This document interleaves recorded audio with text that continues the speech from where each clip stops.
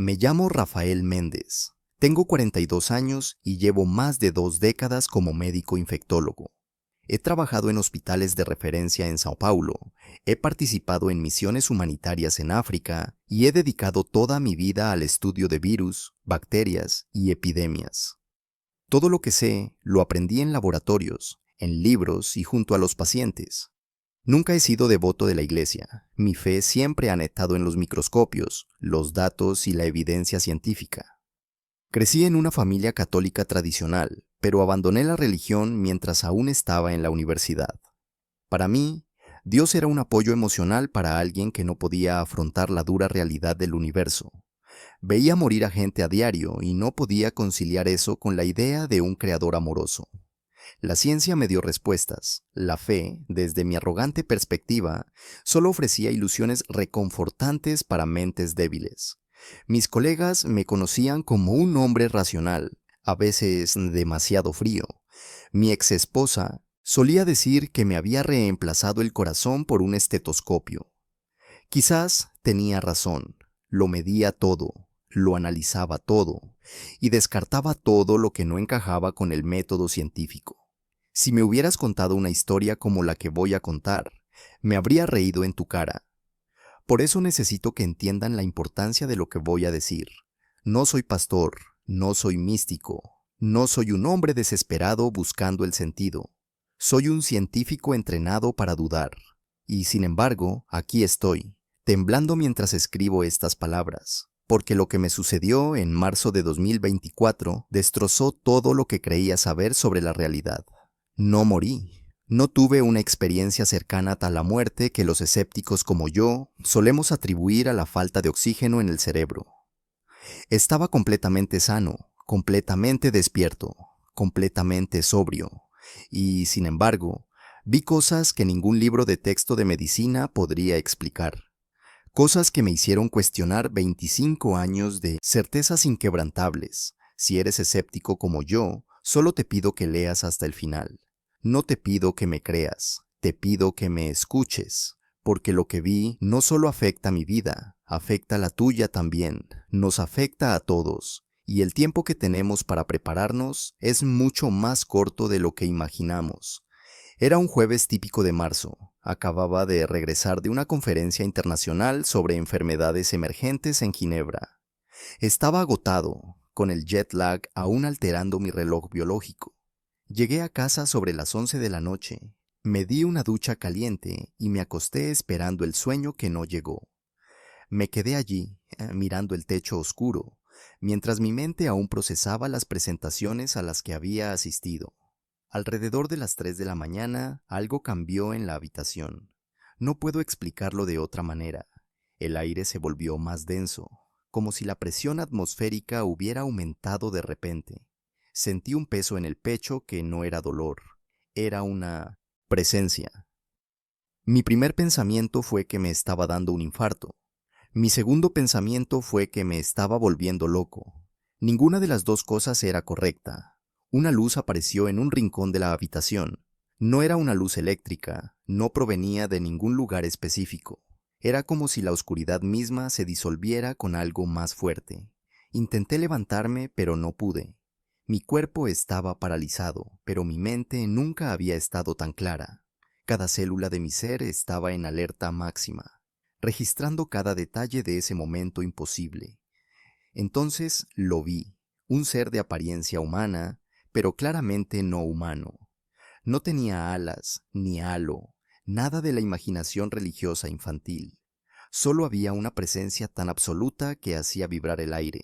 Sus ojos contenían algo indescriptible, una profundidad que parecía trascender el tiempo, como si hubiera presenciado el nacimiento de las estrellas y la muerte de las civilizaciones. Mi mente científica clamaba por explicaciones. Parálisis del sueño, alucinación hipnagógica, episodio psicótico. Pero sabía, con una certeza que trascendía la lógica, que ninguna de estas explicaciones era aplicable. Estaba ante algo real, algo que existía más allá de las categorías que mi formación médica había creado. El miedo dio paso a algo que solo puedo llamar reverencia involuntaria. No habló con palabras. La comunicación ocurrió directamente en mi conciencia, como si pensamientos se depositaran en mí. Lo primero que sentí fue mi propio nombre, Rafael, cargado con un peso que contenía toda mi historia. Y junto con mi nombre vino una pregunta silenciosa que me destrozó. ¿Estás listo para ver? Antes de poder responder, ya estaba viendo. No con mis ojos físicos, que permanecían abiertos en la habitación oscura, sino con algo más profundo. Fue como tener una segunda visión superpuesta a la primera, más clara y real que cualquier otra que hubiera experimentado. Y lo que vi me dejó helado con una precisión clínica que solo un médico podría comprender plenamente. Vi un laboratorio de contención de nivel 4. Reconocí de inmediato el entorno por los protocolos que había estudiado durante años. Científicos con trajes de bioseguridad trabajaban frente a cabinas de flujo laminar. En las pantallas de las computadoras pude ver cómo se manipulaban secuencias genéticas y se recombinaban fragmentos de ARN con una precisión aterradora. Vi el momento exacto en que la arrogancia humana traspasó una línea que jamás debió haber cruzado. El virus que surgió de esa manipulación no se parecía a nada que hubiera estudiado antes. Era un patógeno respiratorio con características híbridas, que combinaba la transmisibilidad de un coronavirus con la letalidad de algo mucho peor. Vi su estructura molecular rotar lentamente ante mis ojos, las proteínas de la espícula modificadas, los receptores de unión, optimizados para las células humanas. Como científico, reconocí la elegancia letal de esa arquitectura biológica. La voz del ser interrumpió mi análisis científico. Jugaste con el fuego de la creación, tomaste lo creado e intentaste rehacerlo a tu imagen. Este es el fruto, no un castigo divino, sino la consecuencia natural del orgullo humano. El mismo conocimiento que podía sanar se usó para destruir. Y ahora, lo que se ha escapado ya no puede ser contenido. Vi al paciente cero, un técnico de laboratorio de 30 y tantos años que ni siquiera sabía que llevaba dentro el agente destructor. Lo vi toser en el metro abarrotado, tocar los pasamanos, abrazar a su esposa al llegar a casa. Vi las partículas virales invisibles extendiéndose como una silenciosa nube de muerte. Vi las primeras células siendo invadidas, los primeros sistemas inmunitarios siendo engañados por la sofisticación de ese invasor artificial. Los primeros síntomas aparecerían en 7 días. Fiebre baja, dolor de garganta y una tos seca aparentemente inofensiva. Los primeros médicos diagnosticarían una gripe común y enviarían a los pacientes a casa con antipiréticos y reposo. Nadie sospecharía nada. Nadie se daría cuenta hasta que fuera demasiado tarde. Y durante todo ese tiempo, cada persona infectada propagaría millones de copias del virus con cada respiración. Mi visión se profundizó y vi el virus en acción dentro del cuerpo humano. Mi formación médica me permitió comprender cada detalle con una claridad aterradora. Vi las partículas virales invadiendo las células epiteliales del tracto respiratorio, secuestrando la maquinaria celular y transformando cada célula infectada en una fábrica de muerte. Vi la replicación exponencial en tiempo real. Los síntomas de la primera fase fueron engañosamente leves, fiebre de entre 37,5 y 38 grados Celsius, fatiga moderada, dolor de cabeza persistente y tos seca, que no respondía a los antitusivos convencionales. La mayoría de los pacientes seguían trabajando, pensando que solo era un resfriado fuerte. Seguían usando el transporte público, las oficinas y las escuelas. Cada uno de ellos, una bomba biológica andante que infectaba a docenas de personas. La segunda fase llegó alrededor del 10º día. La fiebre subió bruscamente a 4 grados o más, resistente a cualquier medicamento. La tos se volvió productiva, con esputo sanguinolento que indicaba daño pulmonar grave.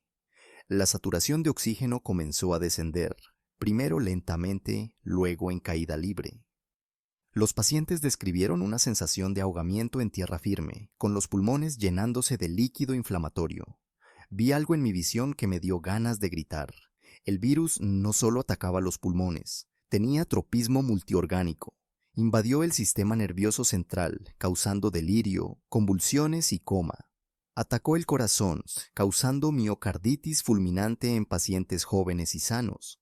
Destruyó los riñones, sobrecargó el hígado y desencadenó una tormenta de coagulación que llenó el cuerpo de microtrombos. Este es el segundo jinete, dijo el ser a mi lado. La plaga que cabalga antes del fin. No fue enviada, fue creada. Pero se permitirá como consecuencia y como advertencia. Quienes tengan oídos, oirán. Quienes tengan ojos, verán. El resto seguirá durmiendo hasta que sea demasiado tarde para despertar. La tasa de mortalidad que vi en los gráficos me hizo tragar saliva. No era el 2% de COVID, era entre el 15% y el 20% en la población general, llegando al 40% en ancianos e inmunodeprimidos. Y lo más aterrador, el virus mostró una inexplicable preferencia por los niños de entre 5 y 12 años. Una anomalía que desafiaba todo lo que sabíamos sobre las infecciones respiratorias. Mi visión se amplió y vi al viejo continente sucumbir. Italia fue la primera en caer, como en 2020, pero esta vez no había precedentes que preparar. Vi Milán en marzo, con hospitales operando ya al 300% de su capacidad. Pasillos transformados en UCI improvisadas. Médicos eligiendo quién viviría y quién moriría según criterios que ningún juramento hipocrático podía justificar. Vi a los niños italianos, escuelas transformadas en hospitales de campaña, patios de recreo silenciosos, parques vacíos. Vi a padres desesperados llevando a sus hijos con fiebre a urgencias sin camas. Vi a pediatras veteranos llorando en los vestuarios, incapaces de procesar lo que presenciaban. La tasa de mortalidad infantil ascendía como una curva infernal, desafiando todas las estadísticas conocidas. España fue la siguiente en caer. Madrid implementó confinamientos que hicieron que 2020 pareciera un ensayo. Militares en las calles, toque de queda a las 6 de la tarde, drones sobrevolando barrios residenciales en busca de infractores de cuarentena. Vi el sistema funerario colapsar por completo. Vi pistas de patinaje sobre hielo convertidas en morgues temporales. Vi familias esperando semanas para enterrar a sus muertos. Alemania resistió más, como siempre. Su legendaria eficiencia le permitió ganar unas semanas preciosas. Vi a Angela Merkel, o quizás a su sucesora, hacer declaraciones cada vez más sombrías. Vi el sistema de rastreo digital funcionando a la perfección y, sin embargo, incapaz de contener la propagación. Vi a los hospitales alemanes, los mejores del mundo, alcanzar su límite y luego superarlo. Francia cerró sus fronteras demasiado tarde. Vi un París desierto, con la Torre Eiffel iluminando un pueblo fantasma. Vi los famosos cafés con sillas apiladas en su interior, para siempre jamás. Vi el sistema sanitario francés, motivo de orgullo nacional, desmoronándose bajo el peso de un enemigo que no conocía nacionalidades ni respetaba fronteras. El Reino Unido intentó la inmunidad de grupo una vez más, y pagó el precio una vez más. Vi Londres en llamas, no literalmente, sino en el sentido epidemiológico. Vi a Boris Johnson, o quien quiera que estuviera en el poder, admitir en televisión nacional que se habían equivocado. Vi hospitales del NHS convertirse en zonas de guerra. Vi enfermeras usando bolsas de basura como EPI porque se habían agotado las existencias hacía semanas. La visión cruzó el Atlántico, y lo que vi fue aún peor. Estados Unidos, más fragmentado políticamente que nunca, se enfrentaba al virus como 50 países diferentes en lugar de una nación unida. Vi estados cerrando fronteras entre sí. Vi gobernadores peleándose por respiradores como niños peleándose por juguetes. Vi el sistema federal paralizarse por completo.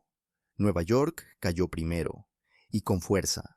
Vi Central Park, transformado en un hospital de campaña, con tiendas blancas extendiéndose hasta donde alcanzaba la vista.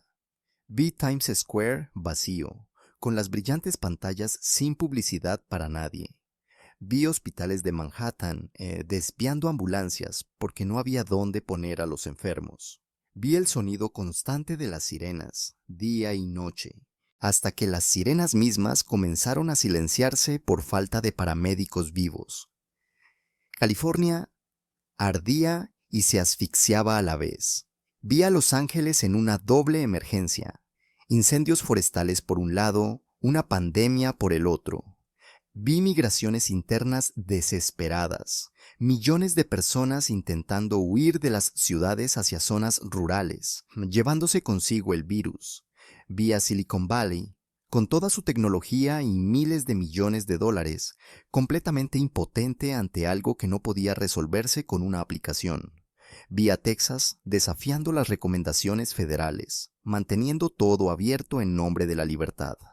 Vi el precio de esa libertad, medido en cadáveres amontonados en camiones refrigerados estacionados en estadios de fútbol.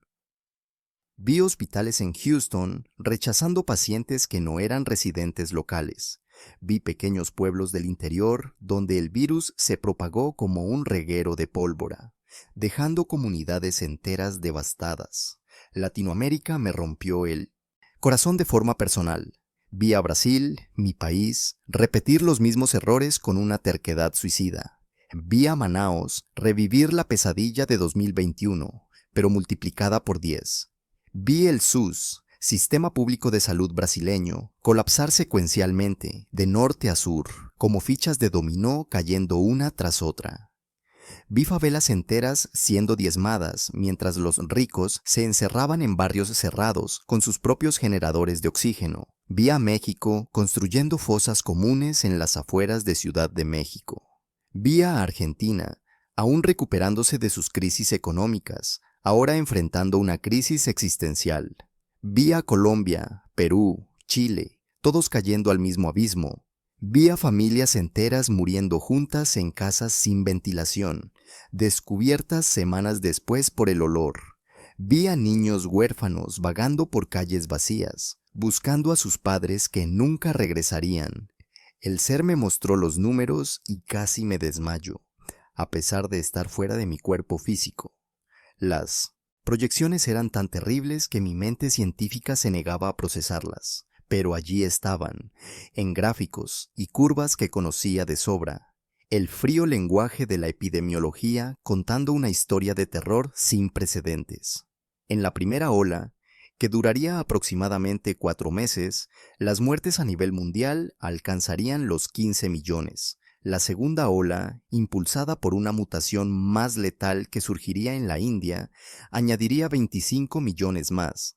La tercera ola, derivada de una variante resistente a las vacunas desarrolladas apresuradamente, completaría la devastación. El total final se acercaría a los 100 millones de vidas perdidas en menos de 2 años. Vi sistemas económicos colapsar. No la recesión de 2020, sino algo estructuralmente diferente. Cadenas de suministro completamente destruidas, fábricas cerradas por falta de trabajadores vivos, campos sin nadie para cosechar. Vi estantes vacíos en supermercados de países ricos. Vi hambre en lugares que nunca la habían conocido. Vi dinero perder valor. Vi sociedades enteras retroceder décadas en cuestión de meses.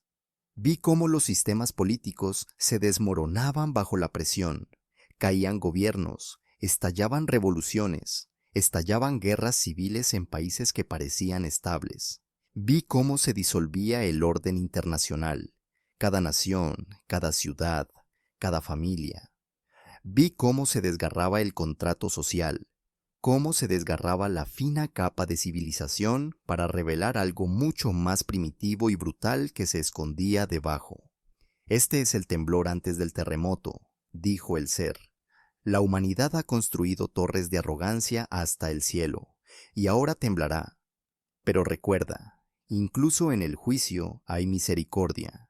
Incluso en la destrucción hay un propósito. Quienes recurren al Creador encontrarán refugio. Quienes persisten en su rebelión cosecharán lo que han sembrado. También vi a los sobrevivientes. Vi comunidades religiosas uniéndose, cuidándose. mutuamente, compartiendo lo poco que tenían. Vi iglesias transformándose en centros de distribución de alimentos, mezquitas abriendo sus puertas a todos, sinagogas organizando redes de apoyo que trascendían las fronteras religiosas. En medio de la oscuridad, pequeñas luces de compasión brillaron con una intensidad que desafiaba la desesperación que las rodeaba.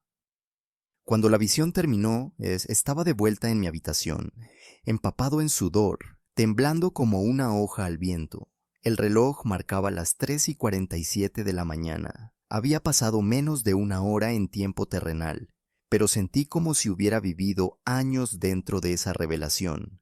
Cada imagen quedó grabada en mi memoria con una claridad que ninguna pesadilla jamás había tenido. Pasé meses luchando contra lo que había visto. Me hice todas las pruebas, consulté a todos los especialistas, intenté todas las explicaciones racionales, pero en el fondo sabía que no había sido una alucinación. Los detalles técnicos que vi, la estructura del virus, los mecanismos de patogenicidad, las proyecciones epidemiológicas, todo era demasiado consistente, demasiado preciso, para ser producto de una mente enfebrecida. Hoy me presento no como profeta, sino como testigo. No abandono la ciencia, sigue siendo mi herramienta de trabajo, pero he aprendido que la ciencia por sí sola no basta, que hay dimensiones de la realidad que nuestros instrumentos no pueden medir, que la arrogancia de creer que lo sabemos todo es precisamente lo que nos ha llevado por este camino de destrucción. Mi llamado es doble. Primero, prepárense físicamente, abastézcanse de medicamentos básicos, alimentos no perecederos y agua potable. Fortalezcan su sistema inmunológico con un sueño adecuado, una dieta saludable y ejercicio regular. No esperen que los gobiernos los salven, porque cuando llegue la tormenta, cada uno estará prácticamente solo. En segundo lugar, y lo más importante, prepárense espiritualmente, sin importar cuál sea su tradición religiosa. Reconecten con lo sagrado. Lean los textos que sus antepasados consideraban sagrados. Oren, mediten, aquieten sus mentes lo suficiente como para escuchar la voz que intenta llegar a ustedes. Resuelvan los conflictos con familiares y amigos mientras aún estén a tiempo.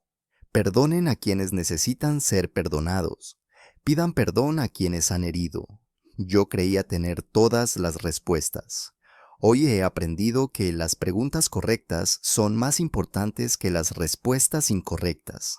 La pregunta más importante es esta: si lo que vi es cierto, y ahora lo creo con todo mi ser, ¿estás preparado? No solo para una pandemia, sino para lo que viene después, para el momento en que toda nuestra ciencia se doblegue ante algo infinitamente mayor. La puerta sigue abierta, pero como me dijeron esa noche, no será así para siempre.